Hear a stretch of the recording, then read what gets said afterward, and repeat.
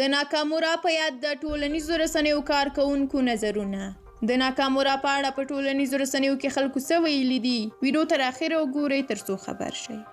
جاپاني ډاکټر تاتسو ناکامورا چې افغانستان کې ورته کاکا مراد ویل کېدل همدا نن ورځ خو 2 کاله وړاندې د ناڅرګنده وسلوالو لخوا ننګرهار ولایت کې ووژل شو.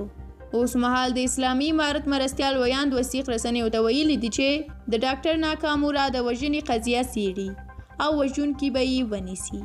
په دې اړه بیا په ټولنیزو رسنیو کې ګڼ شمېر افغانانو لیکنې او ویناوې کړي دي. سرور ستانکزی وایي په یوه ویډیو کې ډاکټر ناکامورا په پښتو ژبه ناستو افغانانو ته وایي چې ټوپک کېږدئ، جګړه مه کوئ، جګړه په درد نه خوري، ژوند ښکلی دی، ژوند وکړئ. هسې ما دا ویل چې ناکامورا شاید یو له محدود بهرنیو و چې افغانانو ته یې د ژوند د ښکلا بیان کوه. نور اکثره بهرني چې راغلي ورانۍ او جګړه یې راوړې. د خپل وطن لپاره ځان د ډاکټر ناکامورا پوروړی ګڼم، ځکه مې د یاد په پار پوسټ وکړ. نالیدلی راباندې ګران دی چې هر ځل رایاد شي زړه مې درد پسې کوي. د نه هېرېدونکي اتل ناکامورا دویم تلین باید افغان ملت یې هېڅکله هم هېر نه کړي. د ګران افغانستان دپاره یې نه ستړي کېدونکي هلې ځلې کړي دي.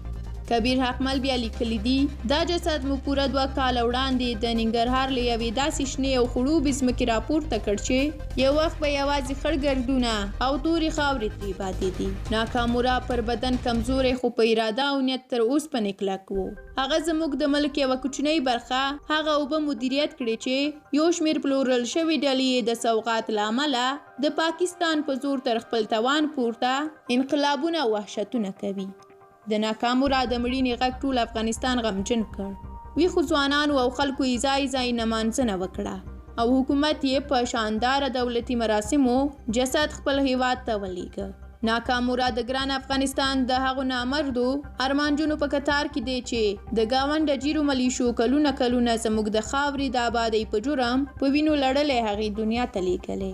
طالب واک خپل کړی خو د ناکامورا او د لسګونه زرو بې ګناه افغانانو د وژنې د ګناه پیټۍ پر غاړه هماغسې دروندوالی کوي او د ولس د احساس او وجدان له داسې محکمې سره مخ دی چې هر سم او غر مخ ترې اړوي. د کاکا مراد روح دی ښاد وي. اغزن ماحول په ګلستان د معرفت شو بدل، د مصلحت قدم چې هلته د دانا ورسید. هدیه نیوز هم بیا لیکلی دي چې طالبان له تېرو 20 کلونو څخه د هغه افغانانو چې په رښتینې توګه د افغانستان د پرمختګ لپاره کار کوي وژني. له طالبانو سره هغه پاکستاني د کفر ټاپه ده چې یوازې په وطن دوسته افغان لګول کیږي. کله چې طالبان یو وطن ته ژمن کس د پاکستان په امر ووژني بیا په ډیر منافقت سره د هغې پړه پر ځان نه مني. په دې کې هیڅ شک نشته دی چې کاکا ناکامورا هم د طالبانو لخوا څخه ووژل شو چې له سپیره افغانستان څخه یې شین افغانستان جوړول غوښتل. درنو لیدونکو له ملتیا مو ډېره زیاته مننه. تاسو هم خپل نظریات د ناکامورا په اړه په کومنټ کې ولیکئ. موږ هم ستاسو نظریات لولو. تر بلې ویډیو ښه وخت.